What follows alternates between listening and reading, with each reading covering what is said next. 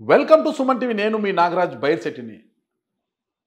ప్రస్తుతం సమాజంలో ఏ మనిషిని అట్లా పురుషుడు కావచ్చు, మహిళ కావచ్చు, ఎవరిని కదల్చినా ఏదో ఒక నొప్పి గురించి చెప్తుంటారు.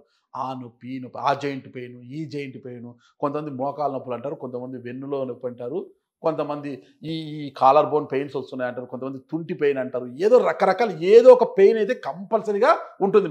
మరి ఎందుకు ఆహారపు అలవాట్ల, నీటి సమస్యన, అంటే సరైన నీరు తీసుకోకపోవడమా, అంటే ఒక మినరల్ వాటర్స్ ఎక్కువ తీసుకోవడం ఎక్కువ అయిపోయింది కదా. మినరల్ వాటర్స్ ఎక్కువగా సేవించడం వల్ల కూడా కీళ్ళ అరుగుదల, అది ఎముకల అరుగుదల అనేది ఎక్కువ ఉంటుంది అనేది కూడా చెప్తుంటారు. అది ఎంతవరకు నిజమో మనకు తెలియదు, కానీ డాక్టర్లే చెప్పాలి దాని గురించి. ఇవన్నీ మన పక్కన ఎక్కువగా నొప్పులు అనేవి తెలిస్తే ఫస్ట్ వినిపించేది మోకాల నొప్పులు, తరువాత వెన్ను నొప్పి. ఎందుకంటే బ్యాక్ పెయిన్ అంటారంట. L2 L3 అరిగిపోయింది, L4 అరిగిపోయింది, ఇట్లా చెప్తుంటారు కదా మనకు అన్నీ కూడా. అది బ్యాక్ పెయిన్ అనేది ఎక్కువ. ఎందుకు అసలు ఈ బ్యాక్ పెయిన్ అనేది ఎందుకు వస్తుంది? ఎక్కువగా కూర్చొని పనిచేసే వాళ్ళలోనే వస్తుందా, లేదంటే ఒబేసిటీ ఎక్కువగా ఉన్న వాళ్ళలో వస్తుందా, అంటే ఎక్కువగా లావుగా ఉన్న వాళ్ళు వస్తుంది, ఎత్తు పొడవు ఎక్కువగా ఉన్న వారిలో వస్తుందా? అసలు ఈ వెన్ను నొప్పి ఎందుకు వస్తుంది, దానికి చికిత్స ఏంటి అనేది తెలుసుకోవడానికి Hyderabad Epione pain clinic senior doctor అంటే పెయిన్ ఫిజిషియన్ అయిన డాక్టర్ సుధీర్ దారా గారిని అడిగి వివరాలు తెలుసుకుంటాం. నమస్తే సార్. నమస్కారం అండి. Okay sir. సార్, ఇంతకుముందు మేము మీతో మోకాల చిప్ప అరిగిపోయిన దానికి ప్లాస్మా థెరపీ గురించి మనం మాట్లాడుకున్నాం సార్. దాని గురించి చాలా వివరించారు మీరు. అయితే ఇప్పుడు మోకాల చిప్పల అరుగుదల, ఆ ప్లాస్మా థెరపీ, దీని గురించి మనం పక్కన పెడితే బ్యాక్ పెయిన్ అనేది ఎక్కువైపోయింది సార్ ఈ మధ్యలో. ఎవరైనా కూడా ఎక్కువసేపు కూర్చోలేరు, పడుకున్న తెల్లవారు రాత్రి అంతా నడుపు పట్టేసింది, వెన్ను నొప్పి వచ్చింది, నిద్రే లేదు అంటుంటారు అనమాట. పరుపులు మార్చేస్తుంటారు, గట్టిగా ఉండాలి పరుపు. ఇప్పుడు అదొక బిజినెస్ అయిపోయింది అనమాట. బ్యాక్ పెయిన్ ఉండే వాళ్ళకి ఒక పరుపు, మామూలు వాళ్ళకి ఒక పరుపు, ఇట్లా పరుపులు చాలా రకాల, అదొక పెద్ద బిజినెస్ అయిపోయింది అనమాట. అదొక పెద్ద వ్యాపారము. ఏది మనిషికి ఏ జబ్బు చేసినా అది వ్యాపారం చేస్తుంది ఈ సమాజము మొత్తం. ఎవరైనా వ్యాపారస్తులు వ్యాపారం చేస్తున్నారు, ఎవరికి ఏమి వస్తుందా మనం దాన్ని అందిపుచ్చుకొని వ్యాపారం చేస్తామా అనే ధోరణిలో వెళ్ళిపోతుంది. సరే, ఎవరి వ్యాపారం వారిది, ఎవరిది పక్కన పెడితే ఒక డాక్టర్గా మీరు చెప్పండి సార్, అసలు బ్యాక్ పెయిన్ అనేది ఎందుకు వస్తుంది? ఈ L2 L3 L4లు ఇదైనాయి అదైనాయి అంటుంటారు కదా, డిస్లోకేట్ అయినాయి అవి ఇవనేసి. సరే, ఇవన్నీ ఎందుకు అవుతాయి? ఇవి రావడం వల్ల మనిషి పడే బాధ ఎలాంటిది, దీనికి థెరపీ ఎలాంటిది? ఇప్పుడు బ్యాక్ పెయిన్ అన్నది దాని ఇన్సిడెంట్స్ చెప్తాను. అంటే ఒక 100 మందిలో, నేను మరీ ఓల్డ్ ఏజ్ కూడా మాట్లాడట్లేదు, 20-25 ఇయర్స్ నుంచి 55 ఇయర్స్ లోపలలో 100 మందిలో 30 నుంచి 40 మందికి బ్యాక్ పెయిన్ సివియర్గా రావడం వల్ల అట్లీస్ట్ సంవత్సరంలో ఒక వారం రోజులన్నా బ్యాక్ పెయిన్ వల్ల వాళ్ళ జాబులకి లీవ్ పెట్టుంటారు. వాస్తవం సార్. 30%. ఇది ఆ సంవత్సరం ఉండి పోవచ్చు, కంటిన్యూ అవ్వచ్చు, సంవత్సరాల తర్వాత మీతో ఉండొచ్చు. అంటే బ్యాక్ పెయిన్ అన్నది అంత కామన్. ఇప్పుడు బీపీ తీసుకున్నారనుకోండి, దాని పర్సంటేజ్ 100లో ఒక 8 మందికో 9 మందికో వస్తుంది. షుగర్ అయినా కూడా అంతే. కానీ బ్యాక్ పెయిన్ 30%, 100లో 30 మంది. అంటే ఎంత సోషల్ బర్డన్, అంటే సమాజంలో ఎంతమంది ఈ నొప్పితో బాధపడుతూ మన కంట్రీ ప్రొడక్టివిటీకి చాలా ఆటంకం అనమాట బ్యాక్ పెయిన్. ఎందుకు జాబ్కి వెళ్ళి, ఇప్పుడు నాగరాజు జర్నలిజం చేయకపోతే 2-3 రోజులు ఎన్నో ఇంటర్వ్యూస్ మిస్ అవుతాయి. కరెక్ట్. సొసైటీకి ఇది. ఇప్పుడు నేను పడుకున్నాను అనుకో, నా అపాయింట్మెంట్ తీసుకున్న పేషెంట్లో ఒక 100 మందికి నేను చూడాలి, దానివల్ల ఇబ్బంది పడతారు, దానివల్ల ఇది అన్ని మొత్తం కూడా డిస్టర్బ్ అవుతాయి. సో ఇంత ప్రివలెన్స్ ఆర్ ఇన్సిడెన్స్ ఉన్న వేరే కండిషన్ ఎక్కడ ప్రపంచంలో లేదు. కానీ కారణాలు చూస్తే బ్యాక్ పెయిన్ అంటే, మరి మీరు అన్నారు ఇంతకుముందు నుంచి L2 L3 L4 ఇవేంటంటే ఈ స్పైనల్ కార్డ్లో సెగ్మెంట్స్ అవి. ఆ సెగ్మెంట్స్ నుంచే నొప్పి వస్తుందని పెద్ద అపోహ ఉంది. అవును సార్. ఎస్. నడుములో, ఇప్పుడు మనం లో బ్యాక్ గురించి మాట్లాడుతున్నాం, నడుములో కామనెస్ట్గా నొప్పి రావడానికి గల కారణాలు, ఫస్ట్ కారణం ఏంటి తెలుసా? మజిల్స్ పెద్ద పెద్ద మజిల్స్ ఉంటాయి. కింద పెల్విస్ నుంచి ఇక్కడ వరకు ఎన్నో కండరాలు ఉంటాయి. ఎందుకంటే స్పైన్ అంతా కూడాను, స్పైన్లో స్పైనల్ కార్డ్ ఉంటుంది, దాని చుట్టూ బోన్స్ ఉంటాయి ప్రొటెక్ట్ చేయడానికి, దాని మీద మజిల్స్ ఉంటాయి. ఈ మజిల్సే మనం నడుస్తున్నప్పుడు, వంగినప్పుడు, దూకినప్పుడు, పరిగెత్తున్నప్పుడు ఇవి యూజ్ అయ్యాయి. సో ఇవి వేర్ అండ్ టేర్కి గురవుతాయి మజిల్స్. పర్టికులర్గా ఎరెక్టార్ స్పైనే అని మజిల్స్ ఉంటాయి, పెద్ద పెద్ద మజిల్స్, వాటి నుంచి వస్తుంది ఫస్ట్ కారణం బ్యాక్ పెయిన్. అందరూ ఆ L2 L3 L4 అనుకుంటే కాదు. Next disc problem. డిస్క్ అంటే 2 బోన్స్ మధ్యలో ఒక కుషన్ ఉంటుంది. ఇప్పుడు ఇది ఉంది కదా స్పైన్, ఈ 2 బోన్స్ ఉన్నాయి కదా స్పైన్లో, మధ్యలో డిస్క్ ఉంటుంది, కుషన్. ఇది మోకాల్లో ఎట్లయితే గుజ్జుందో ఎట్లా డిస్క్ అనమాట. ఈ 2 బోన్స్ దగ్గర రాకుండా పక్కనే నరం ఉంటుంది, ఎల్లోగా కనపడుతుంది నరము. ఈ డిస్క్ బయటికి వచ్చి నరం మీద కానీ ప్రెషర్ పడింది అనుకోండి, అప్పుడు నరం నొప్పి వస్తుంది. సయాటిక్ అంటాం. Sciatica pain. సయాటిక్ అంటే ఏంటి? సార్ నాకు నడుములో నొప్పి కాలంతా గుంజుతుంది. సో అది మీరు చెప్తున్నట్టు L23, L34, L45 ఆ డిస్క్ బయటకు వచ్చి ఆ నరాన్ని కనబడి. ఇంకపోతే ఈ డిస్క్ లోపల ఉంది కదా, ఆ కుషన్ లాంటిది, అది క్రాక్ అయినా కూడా నొప్పి రావచ్చు. అది నరం మీద ఒత్తిడి ఉండదు, కానీ అప్పుడు నడుము నొప్పి అంతా వస్తుంది, కాలు మీదకి రాదు. అదేవిధంగా ఈ బోన్కి మధ్యలో జాయింట్ ఉంటుంది, చిన్న జాయింట్, ఆ జాయింట్ పెయిన్ రావచ్చు. ఈ జాయింట్ పెయిన్ వచ్చినప్పుడు నిలబడితే వంగితే నొప్పి వస్తుంది, కాలు మీదకి నొప్పి రాదు. దీని తర్వాత చిన్న ఈ బోన్స్ మధ్యలో లిగమెంట్స్ ఉంటాయి, ఆ లిగమెంట్స్ క్రాక్ అయినా రావచ్చు. సో ఎన్నో కారణాల వల్ల మీకు నడుము నొప్పి వస్తుంది. ఇక్కడ పాయింట్ ఏంటంటే చాలామంది డాక్టర్స్ ఈ స్పైన్ మీద ట్రీట్మెంట్స్, అది ఆపరేషన్ రాంగ్గా చేసే అవకాశం ఉంటుంది. ఎందుకంటే అందరూ కూడా డిస్క్ ప్రాబ్లం అనుకుంటూ ఉంటారు, కానీ డిస్క్ కాకుండా muscles, ligaments, bones, joints, disc నరాన్ని ఒత్తడం వల్ల ఇన్ని కారణాలు ఉన్నాయి. ఈ కారణాలన్నింటిలోనూ ఏదో ఒక కారణం వల్ల నడుము నొప్పి రావడం సహజం. కానీ అందరూ అనుకున్న అపోహ ఏంటంటే నాకు డిస్క్ ప్రొలాప్స్ అయింది, నాకు డిస్క్ జారింది, నాకు సయాటికా ఉందని. కానీ ఆ సయాటికా ఉండడం నిజమూ అవ్వచ్చు, అబద్ధం అవ్వచ్చు. కరెక్ట్ స్ట్రక్చర్ని కనుక్కొని ట్రీట్ చేస్తేనే నడుము నొప్పిని మనం కరెక్ట్గా నిలువరిస్తాము. ఇంకొకటి రాంగ్ ట్రీట్మెంట్ పోకుండా జరుగుతుంది. సో నడుము నొప్పికి ఇన్ని కారణాలు ఉంటాయి. సరే అంటే కరెక్ట్ అయిన డాక్టర్ ఏం చేస్తారంటే క్లాసికల్గా వాళ్ళంతా కరెక్ట్గా ఎగ్జామిన్ చేసి నొప్పి ఎలా ఉంది, ఎలా మొదలైంది, ఎవరు లేడీయా, మీరు ఓల్డ్ ఏజా, యంగ్ ఏజా, అథ్లెటికా, స్పోర్ట్స్ ఆడుతున్నావా, ఎక్కువ కూర్చుంటావా, ఎక్కువ జర్నలిజం చేసే వాళ్ళు ఎక్కువ తిరుగుతూ ఉంటారు, నిలబడి ఉంటారు మీరు ఏదైనా. సో అన్నీ కనుక్కొని ఎంఆర్ఐ తీసుకొని, ఎక్స్రే తీసుకొని అప్పుడు డయాగ్నోస్ చేయడం ద్వారా కరెక్ట్ డయాగ్నోసిస్ జరుగుతుంది. సార్ నాకు బ్యాక్ పెయిన్ ఉంది సార్, సివియర్ బ్యాక్ పెయిన్. అప్పుడెప్పుడు L3, L4 ఏదో అని చెప్పారు. సరే అది పక్కన ఉంటే అప్పుడప్పుడు ఈ మజిల్స్, సైడ్ మజిల్ అనేది ఇట్లా వంగినప్పుడు ఏదన్నా వెయిట్ ఎత్తేటప్పుడు పట్టేసుకుంటుంది సార్. ఇట్లా ఆ పెయిన్ చాలా ఉంటుంది, అసలు ఎత్తలే అబ్బా అనేది లేలేమన్నమాట. ఇప్పుడు కొద్దిగా ఏదైనా ఆయిల్ మర్దన చేసుకుంటే ఇది అవుతుంది. ఎందుకు వస్తాయి సార్ అవి? ఇప్పుడు మీరు చెప్తున్నట్టు మీకు పెయిన్ ఎట్లా వస్తుంది? మూమెంట్స్లో వస్తుంది, కాలు మీదకి రావట్లేదు. సో కాలు మీదకి రావట్లేదు అనగానే డిస్క్ ప్రాబ్లమ్, డిస్క్ వల్ల నరం ఒత్తుకోవడం లేదు. అంటే ఇట్లా మీరు మాట్లాడుతున్నారు, ఇది ఎంఆర్ఐ తీసుకోవాలి.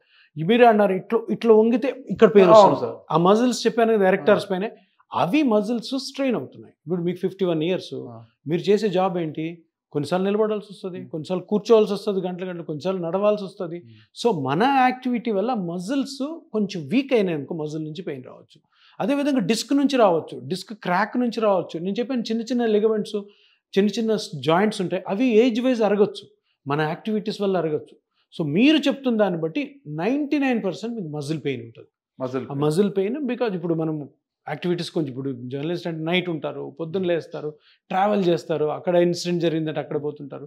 ఈ యాక్టివిటీస్ వల్ల మజిల్ సోర్, అంటే మజిల్ కొంచెం వీక్ అవడం వల్ల, వీక్ మజిల్ ఎప్పుడు కూడా స్టిఫ్గా ఉంటుంది, స్టిఫ్ అయిన మజిల్ నొప్పి కలుగజేస్తుంది. సో ఇట్లాగా ఆ పాయింట్ ఏదన్నది ఎక్కడి నుంచి వస్తుంది నొప్పి అన్నది సరిగ్గా కనుక్కోలేదు, యూ కెన్ గో రాంగ్. మరి మోకాళ్ళ మార్పిడికి సంబంధించి శస్త్రచికిత్సలు అప్పుడు చేసేవారు, దానికి చెక్ పెట్టండి, ప్లాస్మా థెరపీ స్వాగతం పలకని చెప్పారు. మరి ఈ బ్యాక్ పెయిన్లో కూడా, అంటే మీరు చెప్పిన ఈ బ్యాక్ పెయిన్ ఇదంతా ఏదైనా అవుతుందో దీనికి కూడా ప్లాస్మా థెరపీ ఉపయోగపడుతుందా? ఉపయోగపడితే ఏ స్టేజ్లో, వీరికి కూడా ఏ స్టేజ్లో ఉపయోగపడుతుంది? ఇప్పుడు మోకాళ్ళలో అరుగుదల అన్నది ఒకటే ఒక కండిషన్, ఏది గుజ్జు అరగడం. స్పైన్ అట్లా కాదు, కొన్ని వందల కండిషన్స్ ఉంటాయి. నేను చెప్పాను ఇప్పుడు 5-6 స్ట్రక్చర్స్ చెప్పాను.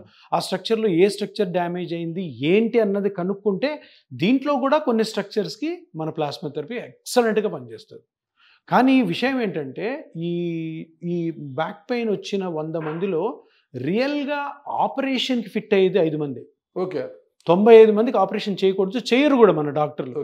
ఫిజియోథెరపీ అని, మందులని, ఎక్సర్సైజ్ అని చెప్తారు. కానీ ఇప్పుడు ఈ పెయిన్ మెడిసిన్లో, ఇప్పుడు ఈ ప్లాస్మా థెరపీతో కానీ రేడియో ఫ్రీక్వెన్సీ అబ్లేషన్ ఇంకో ట్రీట్మెంట్ ఉంది. ఈ ట్రీట్మెంట్స్ తోటి ఈ 95 మందికి కూడాను మందులు, ఫిజియోథెరపీ లేకుండా ఏ పార్ట్ అయితే డ్యామేజ్ అయిందో అది స్కానింగ్ ద్వారా కనుక్కొని అక్కడికి చిన్న ఇంజెక్షన్ తోటి వెళ్ళి ట్రీట్మెంట్ చేయడం ద్వారా permanent treatment, long lasting treatment జరుగుతుంది. ఇంతకుముందు లేదు. ఈ ట్రీట్మెంట్ లేనప్పుడు 5% ఏమో ఆపరేషన్కి వెళ్ళేవాళ్ళు. ఆ 5% కానప్పుడు న్యూరో సర్జన్ కానీ స్పైన్ సర్జన్, లేదమ్మా నీకు ఆపరేషన్ వీలు కాదు, నువ్వు ఎక్సర్సైజ్ చేసుకో, ఫిజియోథెరపీ చేసుకో అని చేసుకో. ఈ కొత్త ట్రీట్మెంట్స్ ఇప్పుడు వచ్చే ఒక 5-6 సంవత్సరాల నుంచి వీటితోటి ఈ 95% వాళ్ళకి కూడా మనము చిన్న నీడిల్తోటి ఆ ప్లాస్మా థెరపీ, రేడియో ఫ్రీక్వెన్సీ, చిన్న ఇంజెక్షన్స్ దాంతో లాంగ్ లాస్టింగ్గా కొందరికి పర్మనెంట్గా కూడా ట్రీట్మెంట్ చేయొచ్చు. శస్త్రచికిత్స చేస్తే ఒక వారం రోజులైనా హాస్పిటల్లో ఉండాలి, మినిమం 3-4 డేస్ ఉండాలి, తర్వాత డిశ్చార్జ్ కావాలి. మీరు ప్లాస్మా థెరపీ చేసిన తర్వాత ఎంత సమయం తర్వాత మన ఇంటికి వెళ్ళొచ్చు? హాఫ్ అన్ అవర్, అరగంటలో ఇంటికి వెళ్ళిపోవచ్చు అంతే. 10-15 మినిట్స్ ప్రొసీజరు, అరగంట అబ్జర్వేషన్, ఇంటికి వెళ్ళిపోవచ్చు. ఆ రోజు రెస్ట్ తీసుకుని నెక్స్ట్ డే నుంచి మళ్ళీ యాక్టివిటీస్. ఇప్పుడు మీతో నేను మాట్లాడుతున్నాను, గట్టిగా మాట్లాడుతున్నాను, ఇక్కడ పెయిన్ వస్తుంది నాకు, ఈ భాగంలో ఇట్లా పట్టుకుంటుంది, బాగా పెయిన్ వస్తుంది. ఎందువల్ల వస్తుంది అంటారు? అది ఇప్పుడు అలా పట్టుకుంటుంది అన్నారా, అది మజిల్ పెయిన్. ఓకే, మోస్ట్లీ ఇంకా మీరు చూపిస్తున్నారు, దాన్ని ఎగ్జామిన్ చేయాలి నేను. ఇప్పుడు ఇక్కడ పట్టుకుంటుంది, క్యాచ్ లా వస్తుంది. పట్టుకోవడం అంటే క్యాచ్ కదా, 99% పట్టుకోవడమే. పట్టుకుందంటే దాని మజిల్ పెయిన్. మజిల్ పెయిన్ ఎందుకు వస్తుంది? మనం చేసే యాక్టివిటీస్లో ఆ మజిల్ కానీ ఎక్కువ స్ట్రెయిన్ అయిందనుకో వస్తుంది. ఇంకోటి, ఆ మజిల్కి ఇప్పుడు ఏజ్ వైజ్ వీక్ అవుతున్న కొద్దీ దాన్ని స్ట్రెంగ్తన్ చేసుకోం మనం. పొద్దున్న లేసి కండిషనింగ్ ఎక్సర్సైజ్ చేసుకొని రాము, నిద్ర లేస్తాం, టకటకటగా తింటాము, పరిగెత్తాం పనికి. సో దానివల్ల కూడా వస్తుంది. లేదు ఇదే నొప్పి ఒక 6 నెలలు లేదంటే ఒక 1 year ఉందంటే దాన్ని ఇన్వెస్టిగేట్ చేయాలి. సో ఇక్కడ పెయిన్ వస్తుంది. లోపల ఏముంటాయి? లోపల లంగ్ ఉంటుంది, కొంచెం కిందకు పోతే అబ్డామిన్లో స్ట్రక్చర్స్ ఉంటాయి. అవన్నీ నార్మల్గా ఉన్నాయి లేదా అవి చెక్ చేసుకోవాలి. చెక్ చేసుకున్న అంటే ఎక్కువ రోజులు ఉంటాయి. లేదు ఇలా నొప్పి వస్తుంది ఒక 2 weeks 3 weeks నుంచి వస్తుందంటే అది మజిల్ పెయిన్ అవుతుంది. దానికి సంబంధించిన ఎక్సర్సైజ్లు, ఏదైనా చిన్న మెడికేషను లేదా చిన్న ఆయింట్మెంట్ తోటి తగ్గించేసుకోవాలి. లేదు ఎక్కువ కాలం మనల్ని బాధ పెడుతుంటే తప్పకుండా ఇన్వెస్టిగేట్ చేయాలి. బ్యాక్ పెయిన్ వాళ్ళకి అందరూ కూడా మంచం మీద పడుకోవద్దండి, నేల మీద చాప వేసుకొని పడుకోండి అంటుంటారు, మీకు తగ్గుతుంది అంటారు. అది కరెక్ట్ అంటారా విధానం? 100% రాంగ్. మీరు ఎప్పుడైనా కానీ బ్యాక్ పెయిన్ ఉన్నప్పుడు హార్డ్ సర్ఫేస్ మీద పడుకున్నారంటే మీ నొప్పి 100 రెట్లు పెరిగిపోతుంది. ఓకే, అంతే కదా. ఇప్పుడు బ్యాక్ పెయిన్ ఉంది, బ్యాక్ పెయిన్ ఉన్నప్పుడు మజిల్స్ అన్నీ చాలా పెయిన్ఫుల్గా ఉంటాయి. వాటికి ఒక కుషన్ లాంటి సర్ఫేస్ ఉండాలి. కానీ మన కటిక నేల మీద పడుకోబెడితే దాని మీద ప్రెషర్ పాయింట్స్ పడి ఇంకా పోతుంది. సార్ కొంతమంది డాక్టర్లు ఇదే చెప్తున్నారు సార్ పేషెంట్లకి, మీరు హార్డ్ సర్ఫేస్ మీద పడుకోండి, కింద చాప్ వేసుకొని పడుకోండి, పరుపు మీద పడుకోద్దు అంటున్నారు సార్. చాలా మంది డాక్టర్స్కి తెలియక, కొంతమంది కొంచెం పాతకాలం వాళ్ళు వితండవాదంతో, ఆ కాలం వాళ్ళు నమ్మిన సైన్స్ అది కాబట్టి అలా అంటున్నారు. సైన్స్ ఏంటి? మీరు ఎందుకు చెప్తున్నారు? ఇది లేటెస్ట్ సైన్స్. ఇప్పుడు నేను ఏది మాట్లాడినా కూడా దానికి ఎవిడెన్స్ ఉంటుంది. బుక్ మెడికల్ బుక్స్ డాక్టర్లు అవుతారు. అది అలా చెప్పారు అంటే తప్పకుండా చెప్తున్నారు. ఈ రోజు సైన్స్ కి అది ఆపోజిట్. ఈ రోజు సైన్స్ అంటే ఈ రోజు ఏదైతే సైన్స్ ఉందో అది కూడా రాంగ్ అయి ఉండొచ్చు, కానీ మనం ఫాలో అవుతాం. ఎందుకు? ఎక్కువ మంది అది ఫాలో అయ్యి మంచిగా అయ్యారు. అర్థమైందా? కొంతమంది డాక్టర్లు అయితే ఒక అడుగు ముందు ఏ మ్యాట్రస్ వాడుతున్నారని కూడా అడుగుతున్నారు. ఇదంతా కమర్షియల్ ఆస్పెక్ట్స్. డాక్టర్ మ్యాట్రస్ అని వస్తుంది. అంటే డాక్టర్ అనగానే డాక్టర్ చెప్పులు అని ఉంటాడు. డాక్టర్ చెప్పులు కాదని వాడాల్సింది ఈ చెప్పులు అని చెప్తుంటారు. అంటే పాయింట్ ఏంటంటే ప్రతి ఒక్కరు కూడా కొంత సైంటిఫిక్ నాలెడ్జ్ డాక్టర్ కాకపోయినా ఉండాలి. ఎవరికి కొంతమంది. ఎందుకంటే ఇలా పాతకాలం అన్నీ నమ్మి చేయడము లేదు. వాళ్ళు చేస్తున్న వాళ్ళ పేషెంట్స్లో మంచి జరిగి ఉండొచ్చు, కానీ సైన్స్ చెప్పదు. సైన్స్ ఏం చెప్తే అది మేము ఫాలో అవుతాం. బ్యాక్ పెయిన్తో బాధపడుతున్న వారికి మీరిచ్చే వరం ఏంటి? బ్యాక్ పెయిన్లో ఫస్ట్ ఆఫ్ ఆల్ మీరు ఒక 10-15 రోజుల కంటే బ్యాక్ పెయిన్ మిమ్మల్ని కానీ బాధ పెడుతుంటే తప్పక డాక్టర్ని సంప్రదించాలి. సరైన డాక్టర్ ఎవరైతే బ్యాక్ పెయిన్ మీద ఎక్కువ అవగాహన ఉందో. మనం ఇప్పుడు జనరల్గా వెళ్ళేది ఆర్థోపెడిక్ డాక్టర్, స్పైన్ డాక్టర్ దగ్గరికి, న్యూరో సర్జన్ దగ్గరికి. ఇప్పుడు పెయిన్ స్పెషలిస్ట్ కూడా ఉన్నారు. ఈ ముగ్గురు, orthopaedic surgeon, spine surgeon, neuro surgeon, అందరు సర్జన్సే. అంటే వాళ్ళకి సర్జరీ చేసే టెండెన్సీ ఉంటుంది. అండర్స్టూడ్? సో అందుకని ఈ ముగ్గురు దగ్గరికి వెళ్ళాలనుకుంటే పెయిన్ స్పెషలిస్ట్, ఈ పెయిన్ స్పెషలిస్ట్ అంటే వీళ్ళు ఆపరేషన్లకి మిమ్మల్ని ఎప్పుడు పంపించరు.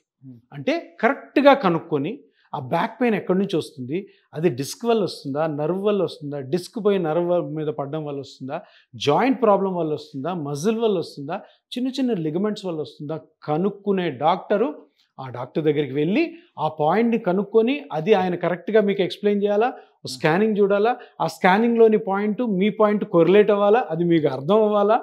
అండ్ ఆ డాక్టర్ తప్పకుండా ఆపరేషన్ చేయకుండా మిమ్మల్ని ఈ కష్టం నుంచి బయటపెట్టాలి. అది గుర్తుపెట్టుకోండి. ఆపరేషన్ తప్పనిసరి అయితే తప్పకుండా చేయించుకోవాలి. ఆపరేషన్ కాని కండిషన్స్లో పెయిన్ స్పెషలిస్ట్ ఉన్నాడని గుర్తుపెట్టుకోండి అందరూ. అండ్ ఈ పెయిన్ స్పెషలిస్ట్ దగ్గరికి వెళ్ళడం ద్వారా ఆపరేషన్ లేకుండా సింపుల్ టెక్నిక్స్తోనే మీరు బయటపడతారు. Thank you sir. చూశారు కదా మన సుధీర్ దార గారు చెప్పేది. ఎద్దు ఈనింది అంటే ఘాటికి కట్టేయనని చందాన్ని మర్చిపోయి నొప్పి వచ్చిందంటే ఏదో ఒక డాక్టర్తో మనం సంప్రదించి ఆయన ఇచ్చే గోళీలు వేసుకుంటాం, లేదంటే ఆయన ఇచ్చే ఆయింట్మెంట్ పూసుకొని నొప్పి నయం చేసుకుంటాం అనేది కాకోకుండా అసలు సరైన డాక్టర్ని ఎంపిక చేసుకుని ఆ డాక్టర్ దగ్గరికి అసలు ఆ నొప్పి ఎందుకు వస్తుంది, ఏ కారణం చేత వస్తుంది, అసలు అది ఏ థెరపీ ద్వారా, అంటే ఏ ఆపరేషన్తో నయం అవుతుందా లేదంటే థెరపీ ద్వారా నయం అవుతుందని తెలుసుకుంటేనే దానికి నివారణ ఉంటుంది తప్పితే ఎక్కడ పడితే అక్కడ వెళ్తే దానికి నివారణ ఉండదని చెప్తున్నారు. మరి ఇంకెందుకు ఆలస్యము, బ్యాక్ పెయిన్తో బాధపడుతున్నారు, ఒక్కసారి ఎపియాన్ పెయిన్ క్లినిక్ సంప్రదించండి. డాక్టర్ సుధీర్ దారా గారిని సంప్రదించి సరైన సూచనలు సలహాలు ఇస్తారు. ఆయన అపాయింట్మెంట్ కావాలంటే కింద స్క్రోల్ అవుతున్న నంబర్కి కాల్ చేయండి, అపాయింట్మెంట్ తీసుకోండి. థ్యాంక్ యూ సార్, నమస్తే. నమస్కారం.